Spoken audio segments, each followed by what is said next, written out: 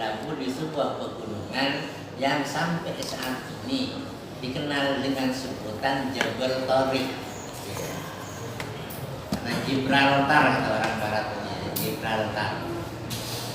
Berlabuh di situ dengan tentaranya. Setelah berlabuh dengan tentaranya, untuk memotivasi keberanian tentaranya berhadapan dengan lawan nantinya, maka kapal yang dikendarainya itu dibakar oleh Tariq bin Ziyad itu, sehingga tentaranya itu mau nggak mau ya harus maju berhadapan dengan lawan. Sebab kalau lari nanti berhadapan dengan lawan, di belakangnya itu ada lautan. Umpama mati dengan lautan, mati konyol, kan itu ceritanya. Dia mau nggak mau, mampu nggak mampu ya harus maju ke depan. Nanti balasannya surga kalau mati dalam peperangan. Tapi kalau mundur, mati di tengah laut gara-gara melarikan diri misalnya, kendaraan sudah tidak ada, maka jelas mati konyol. Ya akhirnya dengan cara seperti itu, maka tentara Tariq bin Ziyad berhasil. Namun ya, setelah berhasil Tariq bin Ziyad ya, hampir berhasil dalam peperangannya itu, maka tahu-tahu didengar beritanya itu bahwa Tariq bin Ziyad hampir menang dalam peperangan di Andalusia sana itu. Lalu didengar oleh sayyidnya yang namanya Musa bin Nusair kemarin. Akhirnya Musa bin Nusair berangkat juga ke Andalusia sana untuk ambil alih kepemimpinan dari Tariq bin Ziyad kepada siapa? Musa bin Nusair, dengan pemikiran masa saya seorang sayyid mau kalah dengan seorang budak. Akhirnya setelah Musa bin Nusair nyampe di Andalusia sana itu, maka Tariq bin Ziyad dicopot dari jabatannya, terus kepanglimaan itu dipimpin langsung oleh Musa bin Nusair. Jadi seolah-olah penakluk Andalusia itu adalah Musa bin Nusair seolah-olah. Tapi ahli sejarah tidak mau tertipu dengan seperti itu. Tetap penakluk Andalusia itu tetap dinyatakan ada siapa? Tariq bin Ziyad. Akhirnya betul menjadi kemenangan ada di tangan kaum muslimin. Tapi panglimanya sekarang sudah bukan Tariq bin Ziyad lagi, tapi diganti oleh sayyidnya yang namanya Musa bin Nusair. Akhirnya Andalusia di sana itu ditetapkan sebagai provinsi dari Damsyik, dari Damaskus ya. Di pusat pemerintahan Bani Umayyah itu di Damaskus. Sekarang Andalusia yang masuk bagian dari Eropa itu termasuk salah satu provinsi Islam yang ada di Eropa ya. Pusat pemerintahannya ada di Asia, tapi provinsinya satu itu ada di Eropa. Namanya provinsi Andalusia. Pemerintahannya tetap di Damaskus, Damsyik. Sam. Ya, saya sekarang sudah jadi gubernur lah. Berarti merupakan provinsi.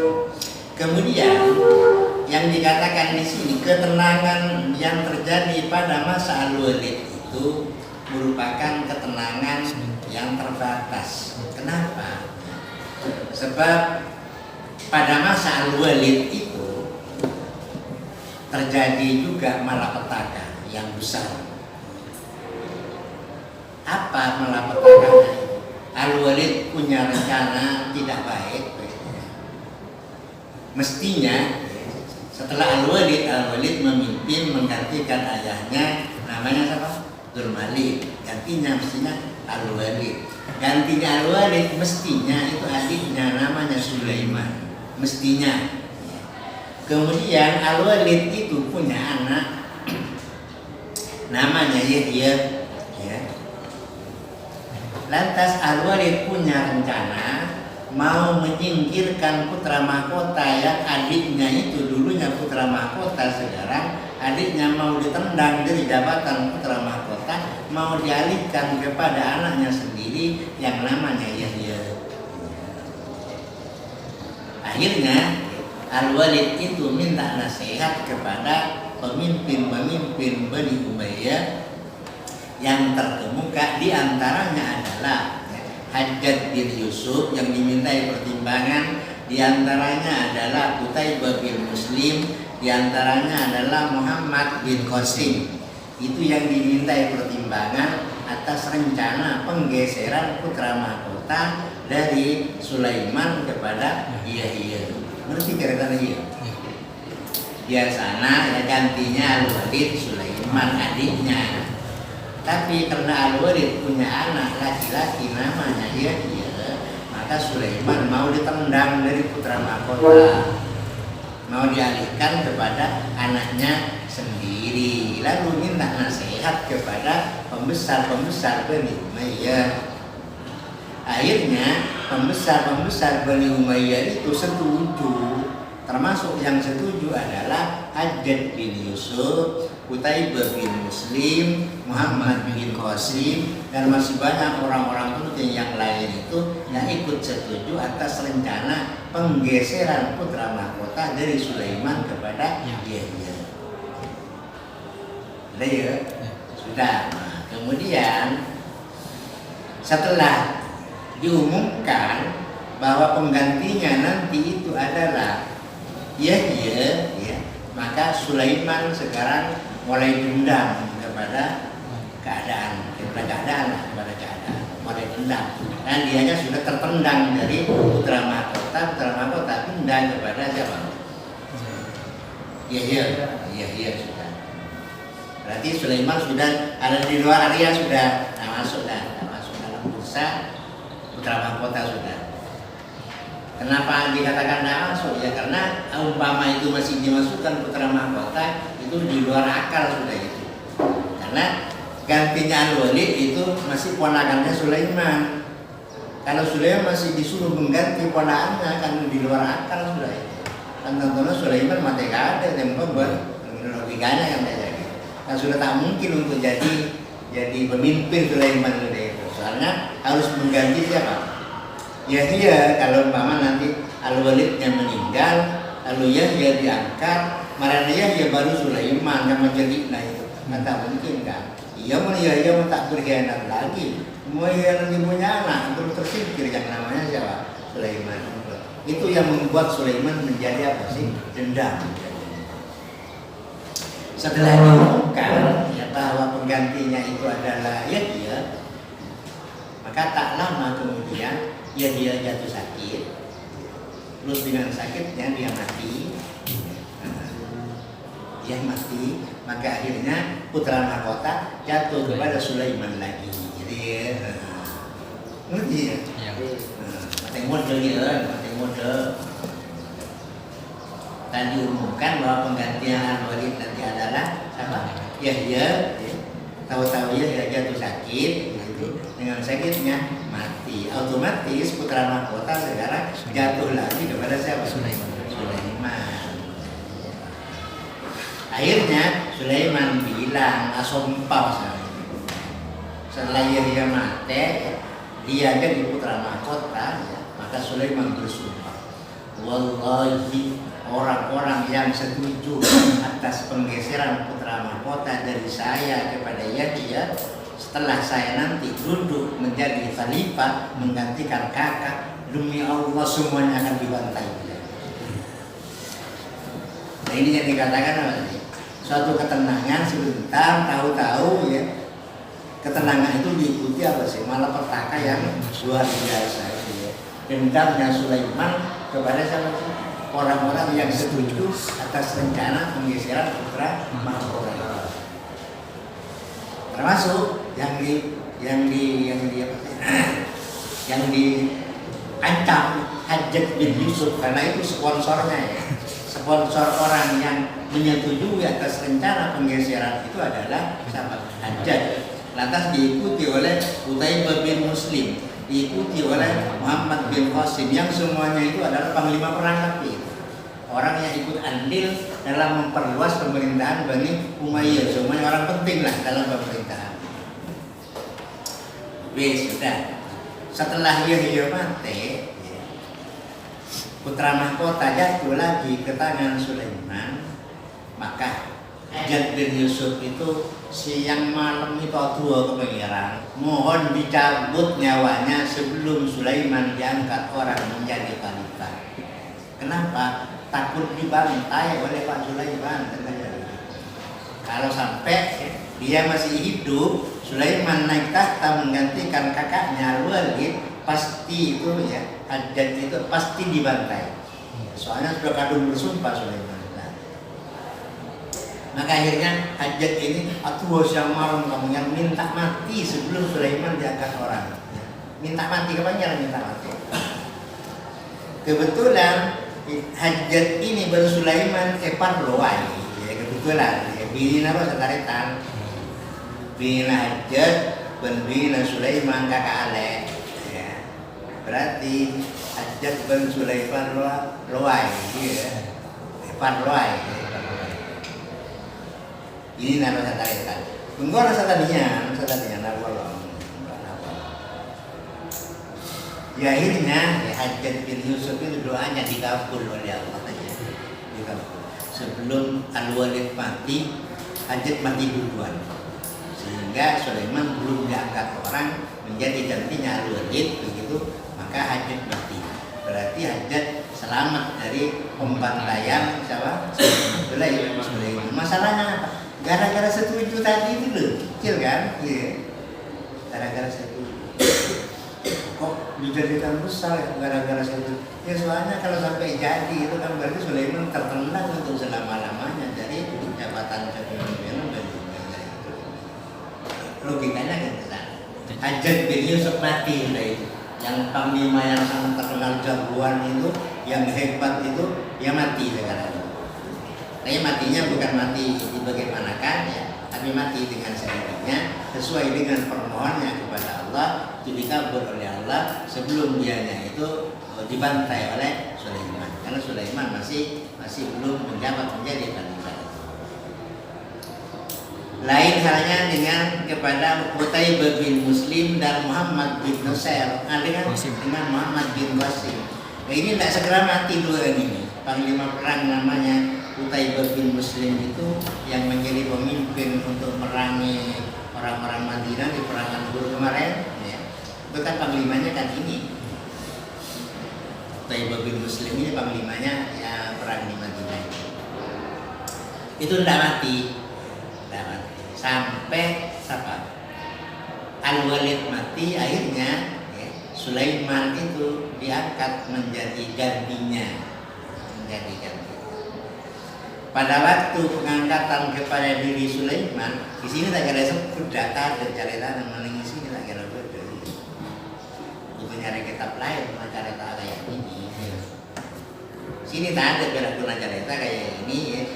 Anda umpama ngajar kayak ini, ya, umpama cerita cari kitab lain. Dalam buku ini tidak bisa.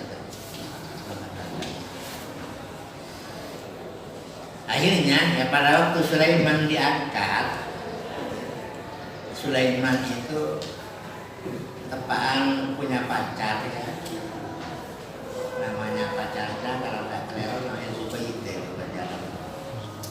Itu mati, ya. Mati pacarnya itu mati.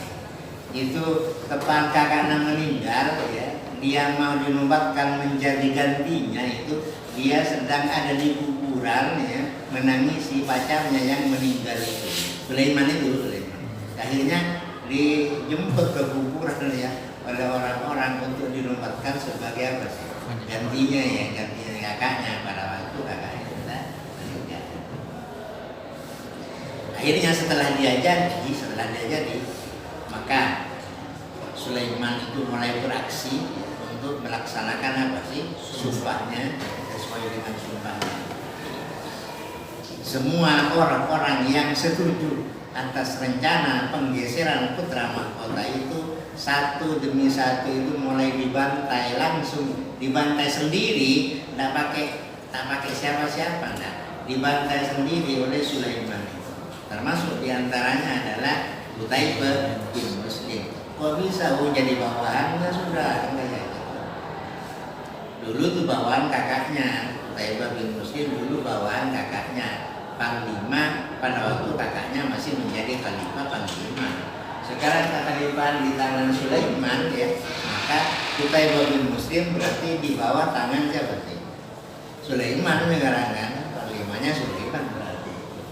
Ya akhirnya karena dia sudah ada di atas kedudukannya ya, maka dipanggil satu demi satu orang-orang yang setuju itu dibantai langsung sesuai dengan sumpah yang diucapkan oleh Sulaiman. Gara-garanya persoalannya ya kecil kayak tadi itu. Persoalannya hanya masalah apa sih? Persetujuan ya, dari rencana penggeseran putra mahkota itu dari dirinya kepada ya walaupun tak sampai terjadi. Kalau memang dia termasuk orang pemaaf karena ini tidak terjadi, mestinya itu dimaafkan soalnya kadung tak jadi kan, soalnya tak jadi. Kalau umpamanya Sulaiman itu termasuk seorang apa sih pemaaf. Yang mereka terjadi dia tertendang, tapi kalau tak jadi kan berarti dia tetap tidak tertendang dari jabatan itu kan, mestinya dimaafkan lah. Soalnya orang-orang yang dibantai itu punya jasa besar ya untuk memperluas pemerintahan siapa sih? Bani Umayyah. Tapi karena saking besarnya dendamnya Sulaiman itu, maka jasa besar dari dua panglima ini yang sangat terkenal sukses memperluas pemerintahan Bani Umayyah itu tak terbaca. Semuanya tak terbaca. Berarti lebih besar apanya sih? Dendamnya ketimbang dengan memperhatikan jasa besar dari dua tokoh ini sebelumnya kan ya. Padahal mestinya orang ini sangat dihargai karena ikut andil mengembangkan pemerintahan Bani Umayyah kan ya. Tuh. Tapi karena dendam pribadi ini namanya dendam pribadi, maka tak peduli lah walaupun punya jasa besar seperti apa kepada Bani Umayyah, tapi dianya ikut menyetujui atas rencana penggeseran itu, maka menurut Sulaiman itu jasa-jasa sebelumnya itu tidak ada artinya. Beda lagi sekarang, ini kita harap siapa sih? Pembantaian terhadap siapa? Qutaibah bin Muslim dan Muhammad bin Qasim. Persoalannya hanya apa sih? Ada hubungannya dengan persetujuan yang dilakukan oleh siapa? Hajjaj bin Yusuf sebelumnya. Itu dendamnya kepada dua orang itu. Beda dengan dendamnya terhadap Musa bin Nusair, beda. Kalau dendamnya Sulaiman kepada Musa bin Nusair itu persoalannya persoalan harta rampasan yang didapat di Andalusia sana, kayak cerita. Berapa ceritanya ya? Kan tadi sudah diceritakan ya, bahwa setelah Musa bin Nusair memenangkan peperangan di Andalusia sana itu, dia selaku panglima menggantikan budaknya itu tentunya mendapat harta rampasan perang yang cukup banyak dan rampasan perang yang sangat berharga dengan bermacam-macam karena Andalusia negara kaya. Tentunya rampasan perang di sana itu sangat mewah ya, sangat bagus-bagus ya, banyak mutiara, banyak emas, banyak lantakan semacamnya lah, pokoknya itu menjadi rampasan dari peperangan yang disebut dengan apa sih? Ghanimah. Menjadi miliknya siapa sih? Kaum muslimin, karena orang Andalusia sudah kalah, hartanya semua itu diambil oleh kaum muslimin untuk jadi ghanimah. Ini ceritanya dulu. Nah, kemudian sebelum Al-Walid meninggal dan digantikan oleh siapa sih? Sulaiman gantinya, maka Sulaiman itu ngirim surat ke Musa bin Nusair dengan isi surat kira-kira Musa bin Nusair, kamu mendapat harta rampasan yang banyak dari Andalusia, tapi saya harapkan kamu jangan dulu pulang ke Damaskus untuk membawa harta rampasan itu sebelum Kak Walid mati. Jadi ya, sebab Kalau sebelum Kak Walid mati Anda pulang dengan membawa harta rampasan, maka tentunya harta rampasan itu akan jatuh ke tangan Kak Walid. Untuk itu sebelum Kak Walid mati, sebelum aku diangkat orang dan Kak Walid mati, kamu jangan dulu pulang. Baru Anda boleh pulang setelah aku yang jadi khalifah di Damaskus. Otomatis harta rampasan yang kamu bawa dari Andalusia sana itu tidak jatuh kepada Kak Walid, tapi jatuh kepada saya, gitu kan? Ngerti yang saya ingin? Itu yang dikatakan wali hawan sakit, ya, karena keinginan yang sangat rendah, berarti ingin mendapat materi rampasan dari sana itu loh. Ya. Di sini tak kira boleh jawab persoalan pada daerah. Ngerti cerita ini? Dia sorati, Sulaiman sholat enggak ada. Mengkak Walid kita mati oleh mulai untuk membawa harta bingkisan-bingkisan dari sana itu oleh mulai. Kecuali Kak Walid mati, kalau ada kali 40 mana oleh. Otomatis harta rampasan yang kamu bawa itu jatuh ke apa? Jika saya.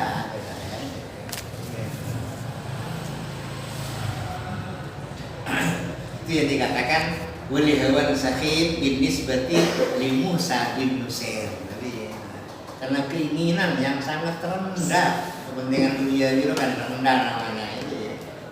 Bukan kepentingan ukhrawi tapi kepentingan materi seperti ini, nisbat permusuhannya kepada siapa sih? Musa bin Nusair. Akhirnya Musa bin Nusair tak mengindahkan suratnya Sulaiman.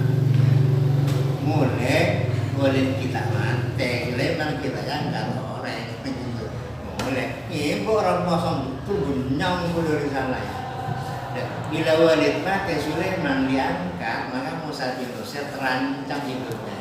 Masalahnya apa? Gara-gara sholat nggak ada ya hidup bila hijabi ya gitu loh. Sholat kalau tak hijabi mulai sebelum Walid mati, sebelum Sulaiman diangkat. Akhirnya rampasan-rampasan yang dapat dari sana itu ya jatuh ke tangan siapa sih? Wah itu Walid sih sopi aja gitu. Ada rampasan dari sana. Kan pemerintah itu kan nilon kan. Terus pangkalan di 1/5 itu loh. Yang 1/5-nya nanti itu dibagi-bagi itu. Itu yang diabadikan di Quran berma. Wa'lamu annama ghanimtum fa'anna lillahi khumsahu wa lirasul wa lidil qurba wal yatama wal masakin. 4/5-nya itu diberikan kepada peserta perang, itu dibagi-bagi. 1/5-nya itu yang dibagi kepada Allah, bagiannya Allah ngambil di sana. Saya bagian Allah ngalah bagian, ya. Bagian Allah bagian masjid, bagian pondok-pondok, bagiannya Allah. Ya. Jadi bagiannya Rasul sudah tidak ada, maka diganti oleh khalifah itu. Khalifah itu ngambil bagiannya Rasul, ya soalnya itu pemimpinnya sekarang. Nah, di 1/5 itu, ya. Berarti harta rampasan dibagi 5, bagi 5 bagian kayak gitu. 1/5-nya itu ya untuk Allah, Rasulnya, fuqara, masakin. 4/5-nya 4 bagian itu dibagi-bagikan kepada peserta perang. Tergantung. Kalau pasukannya itu pakai kuda berarti dapat 2 bagian. 1 bagian untuk orangnya, ya, 1 bagian untuk kudanya. Beres Islam itu, beres. Kalau pasukan infanteri jalan kaki lah, ya pasukan biasa, 1 bagian. Udara di bagian dia, salah kuda kencang kakinya, kencang kakinya.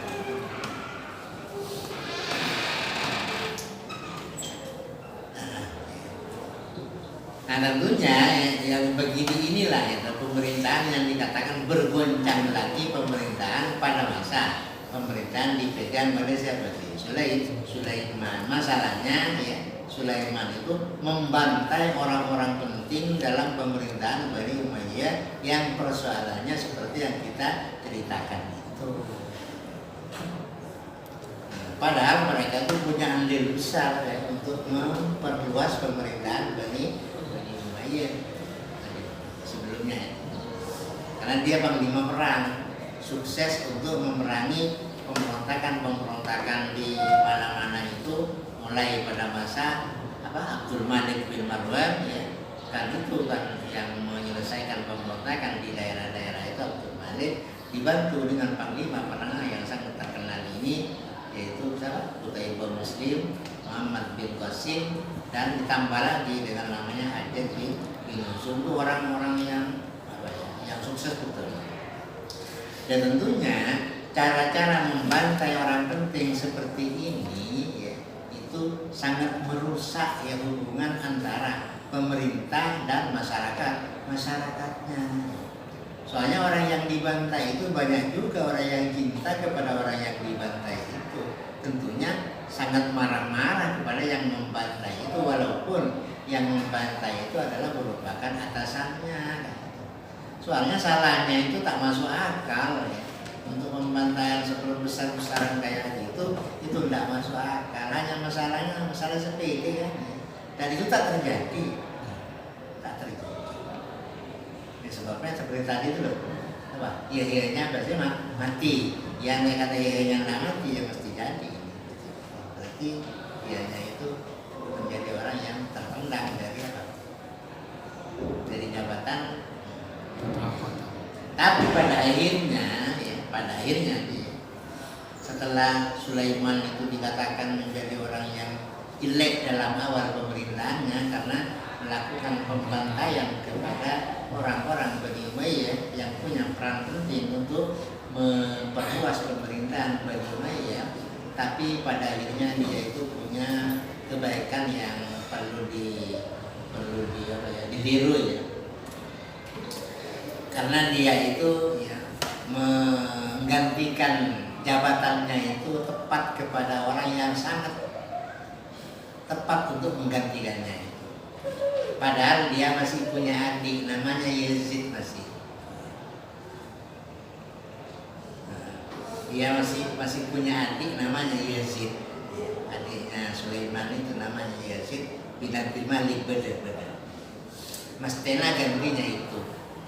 Tapi Sulaiman itu tidak menggantikan jabatannya kepada adiknya. Akan tetapi dia itu milih orang yang sangat tepat sekali. Siapa orangnya itu? Adalah Umar bin Abdul Aziz. Itu yang dijadikan gantinya.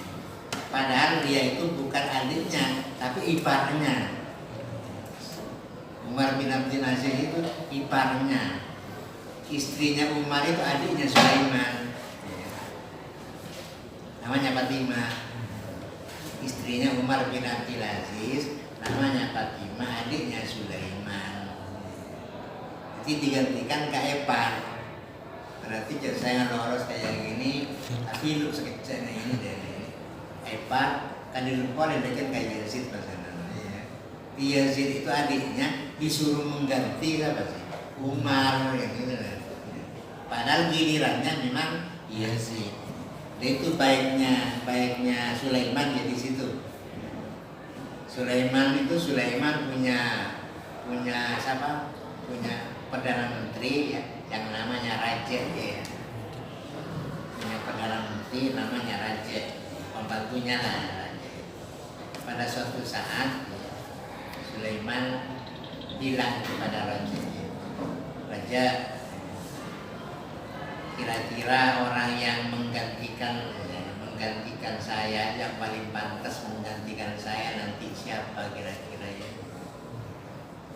Maka itu karena Sulaiman kan Raja itu. Yang paling pantas ya adiknya sampian Pak Sulaiman.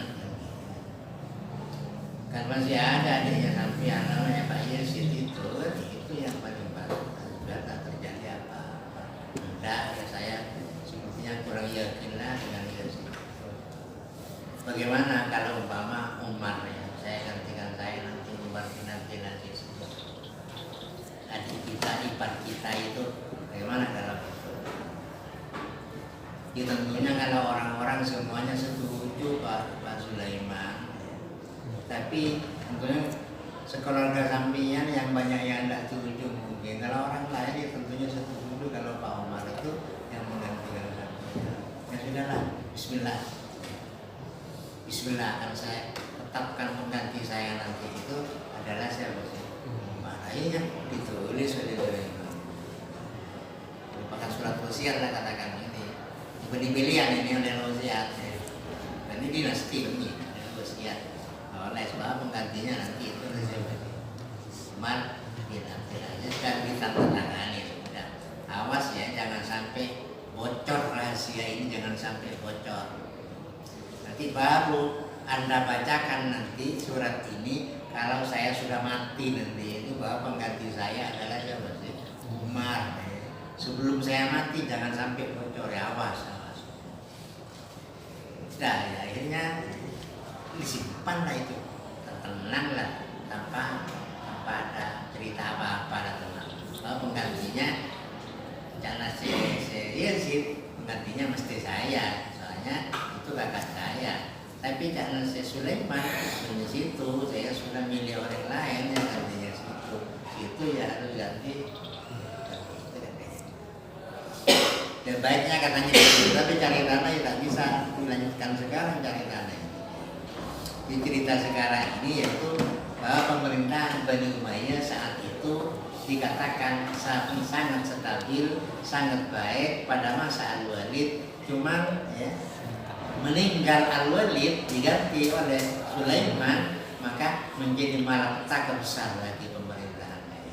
Apakah itu ada pemberontakan dari luar? Bukan, dari dalam, dari tubuh Bani Umayyah sendiri sekarang yang terjadi berantakan sehingga pemerintahannya menjadi bergoncang lagi dari sebelumnya. Padahal sudah mapan ditata oleh sampai Ka'bah itu sudah dibangun lagi, sudah mapan lagi. Yang dulu dihancurkan pada masa Abdul Malik kemarin dihancurkan ya, pada waktu memerangi apa? Abdullah bin Zubair di Mekah itu hancur berantakan yang namanya Mekah. Ka'bahnya itu hanya tinggal segini, puing-puingnya tinggal segini. Itu sudah dibangun lagi oleh Al-Walid, pokoknya dengan yang lebih megah lagi di masa-masa sebelumnya itu sudah mapan lah pokoknya. Cuman pemerintahannya itu dirusak oleh adiknya dengan persoalan apa tadi?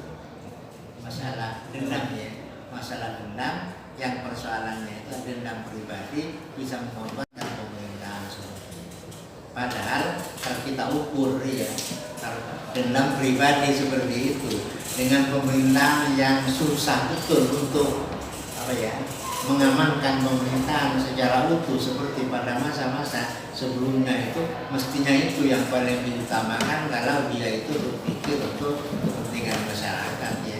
Tapi karena dia mengutamakan kepentingan pribadi yang namanya Sulaiman itu, maka ya, tak bisa dihindari apa, amarahnya itu kepada orang-orang yang setuju. Di pemerintahan ini apa, naik turun, dia naik turun walaupun dinasti katanya itu bagus, sejak dinasti pemerintahan dinasti itu katanya bagus, tak bisa menjadi apa ya, tak bisa terjadi pertumbuhan darah karena tidak ada orang yang mencalonkan diri kan kayak gitu kan. Tapi ternyata ya hal seperti itu terjadi juga di sebuah dinasti itu, pemerintahan yang tidak stabil ya seperti sekarang ini. Kalau umpamanya ya pemerintahan secara demokrasi itu kan setiap 5 tahun pasti ada pemilihan kan kayak gitu. Masing-masing kontestan semua itu mencalonkan orang-orangnya kan kayak gitu. Sehingga terjadilah benturan politik antara satu kelompok dengan kelompok yang lain. Tentunya yang diuntungkan yaitu orang yang terpilih menjadi pemimpin, itu baru diuntungkan. Yang tidak diuntungkan itu nyimpan dendam, namanya oposan kan gitu. Dalam demokrasi. Tapi dalam dinasti mestinya tidak perlu terjadi seperti itu mestinya. Karena kan kakaknya, adiknya terus tidak ada pemilihan langsung giliran itu. Tak perlu terjadi pemberontakan, tak perlu terjadi pertikaian satu sama lain. Kalau memang orangnya itu berpikirnya adalah betul-betul berpikir untuk kemaslahatan masyarakatnya kan kayak gitu.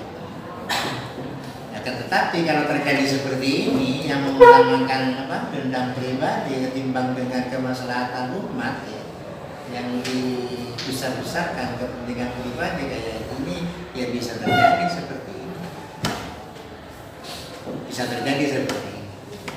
Jadi antara bencinya kepada Utaibah bin Muslim dan Muhammad bin Qasim serta bencinya Sulaiman kepada Musa bin Nusair itu lain cerita ya, lain cerita. Tapi dua-duanya itu sama.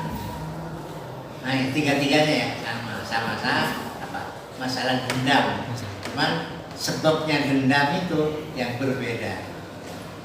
Musa tak ikut-ikutan menyetujui rencana pergeseran, enggak. Cuman tak mengindahkan surat yang dikirim Sulaiman kepada Musa yang minta apa katanya? Minta apa?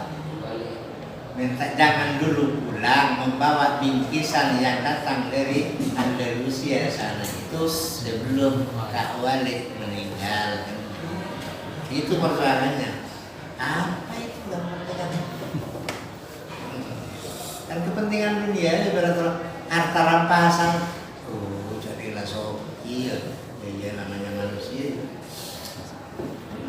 Sulaiman itu kan pakna ya, mbana raja kan itu kan ya, mbana raja, pakna raja, kakakna raja, kan berarti lah soki. Terlalu sih bingkisan-bingkisan yang didapat dari sana itu ya.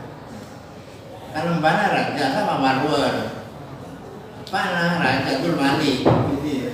Kakaknya raja Al-Walid, bukan sok itu beneran miskin. Mengharap masih bingkisan yang datang dari mana sih? Dari Andalusia sana itu loh. Ini kan apa ya? Orang sok di dalam mana menguasai dunia, itu menguasai dunia. Orang Manolo kan itu. Yang namanya sok manusia itu tidak pernah. Manusia kalau akalnya yang didahulukan memang tidak pernah merasa puas ya. Kalau akalnya didahulukan, kalau nafsunya didahulukan memang tidak pernah puas. Soalnya puas itu relatif. Manusia itu punya ini ingin itu, punya itu ingin itu lagi kan gitu loh. Sampai ingin beberapa itu kan gitu jadinya. Sampai dunia menjadi miliknya malah kalau bisa ya. Kalau bisa, inginnya itu dunia menjadi apa sih? Milik. Kalau bisa, itulah yang namanya apa sih? Manusia. Tidak pernah manusia itu pernah puas. Tidak pernah. Makanya kalau akan ada ungkapan ya, barang siapa yang merasa puas dan puas, maka disitulah detik batas orang itu. Kalau merasa puas, disitulah lahir berkembang. Baru berkembang kalau orang itu tak pernah merasa puas. Ingin ini, punya ini, ingin itu, punya itu, ingin itu. Maka terus kita akan puas. Kalau merasa puas, sudahlah seperti ini aja sudah cukup kehidupan saya. Ya boleh di situ aja. Juga dalam mencari ilmu juga kayak gitu. Ya, kalau orang merasa puas ya dengan pengetahuan yang sudah ada, itu tidak akan ngaji lagi, tidak akan. Jadi situlah pengetahuannya, tidak kira nambah, tidak kira. Tapi kalau merasa tidak puas dengan pengetahuan yang ada di kepalanya itu, maka terus ngaji, akhirnya yang menjadi orang alim beneran itu jadinya. Kan tak pernah merasa puas dengan pengetahuan yang dia punya kan. Materi juga kayak gitu sama. Jabatan juga kayak gitu biasanya. Pernah ketika pong terus jabatan tinggi kan, jabatan tinggi terus dia camat, tengahnya terlalu letas itu membedengankan kan gitu.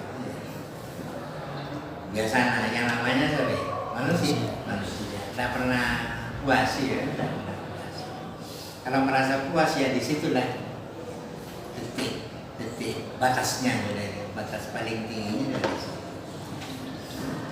Sama-sama dengan kita sawarakan aliyah bikin aliyah saya tak cocok mudah dengan aliyah harus tamat mana harus jadi dosen. Nah itu harus itu bisa tinggi itu bisa tinggi.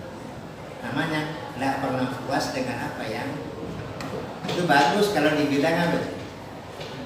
Ilmu pengetahuan bagus, tidak pernah puas di bidang ilmu pengetahuan itu bagus.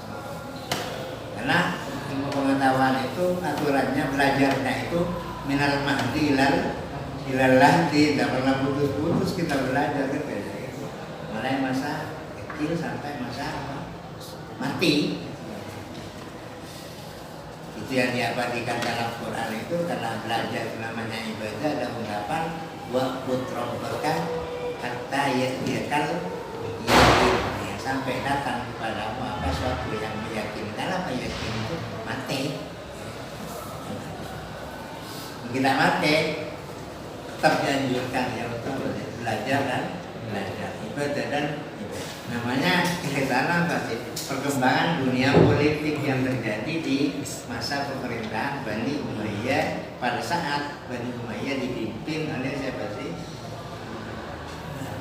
bin Al-Walid dan digantikan oleh Sulaiman yang nantinya akan diganti oleh seseorang yang sangat tepat. Kira-kira pilihan Sulaiman itu adalah Umar bin Abdul Aziz. Itu penggantinya nanti. Tapi bergoncangnya pemerintahan akibat ulah daripada Sulaiman itu sangat pengaruhnya sangat besar. Yang dulunya orang-orang sudah mapan hubungannya dengan Bani Umayyah, tapi Bani Umayyah sendiri sekarang tidak mapan caranya mimpin di istana itu, maka orang-orang sekarang banyak yang membenci lagi kepada orang Bani Umayyah, tapi tak sampai tak sampai terjadi peperangan lagi.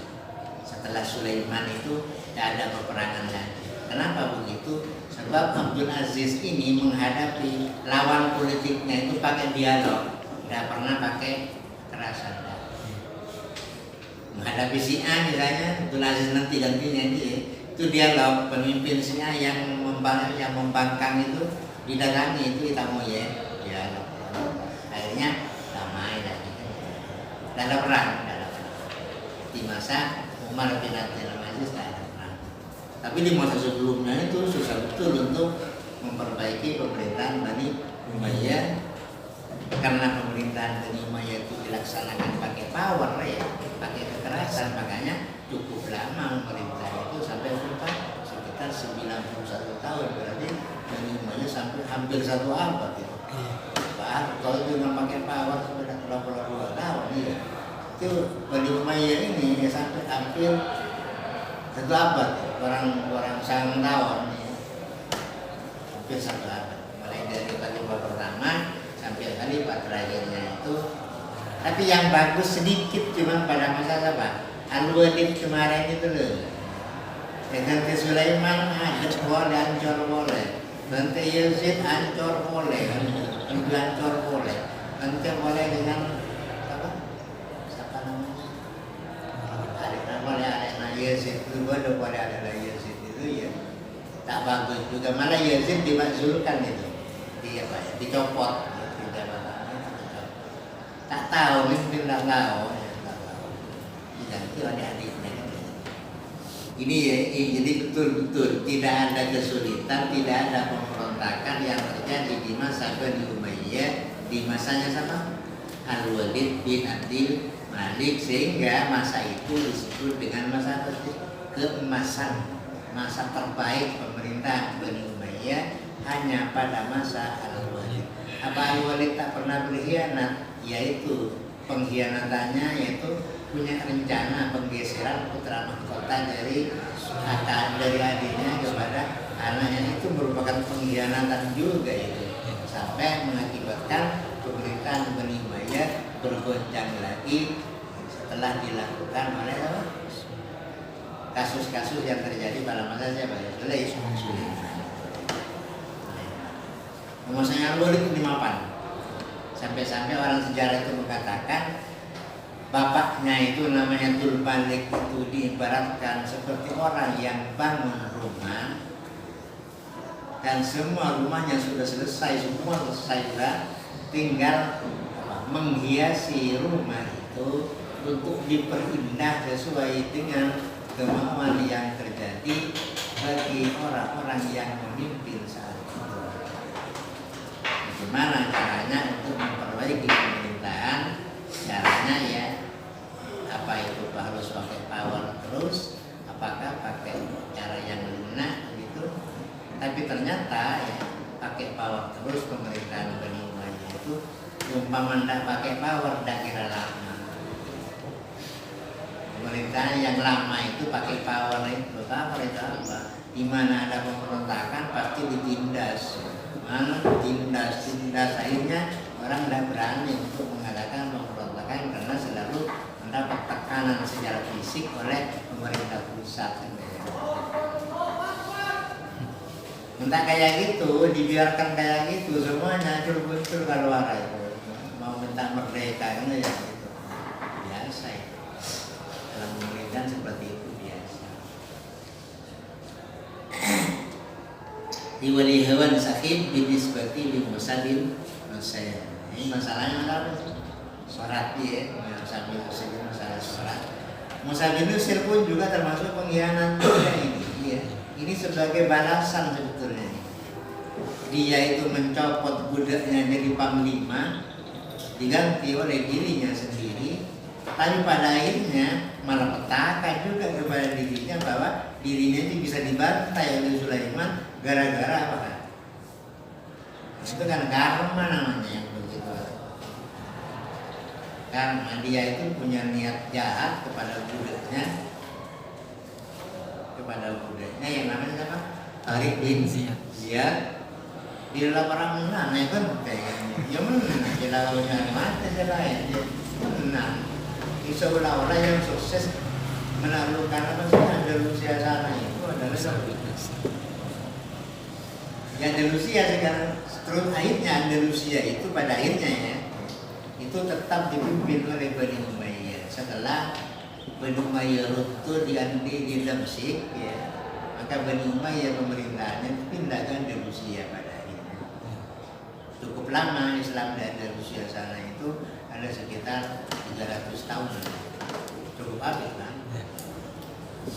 Menjadi provinsi dari Islam sampai ada sebuah istana di sana itu namanya Istana Al-Hamra, dikelilingi oleh pertamanan katanya itu yang namanya tamannya itu Subaiten. Sekarang tinggal boeing-boeingnya katanya. Ya, beda waktu di Spanyol sana beda. Di Andalusia itu berlebaran, nah itu saya Safia itu Safilla ya. Tulisannya Safilla. Punya berlebaran ya, Andalusia itu punya berlebaran. Punya Barcelona ya. Beda namanya Safilla, tulisannya Safilla, cuman badannya Sofia. Itu dia Andalusia itu. Dari tempatnya yang pernah diduduki oleh kaum muslimin dulu itu ya bagus juga ya, barbarannya juga bagus. Sofia itu Sofia, tapi tulisannya Safilla, ada double L. Memang orang sana baca itu Sofia. Bukan yang namanya apa?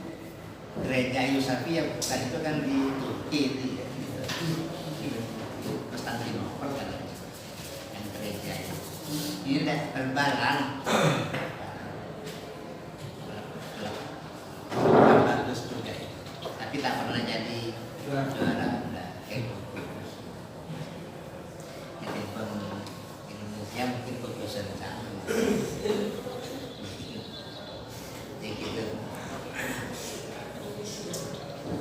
Jadi cukup lama jadi pemerintahannya di sana itu diganti oleh Bani Umayyah tahap kedua.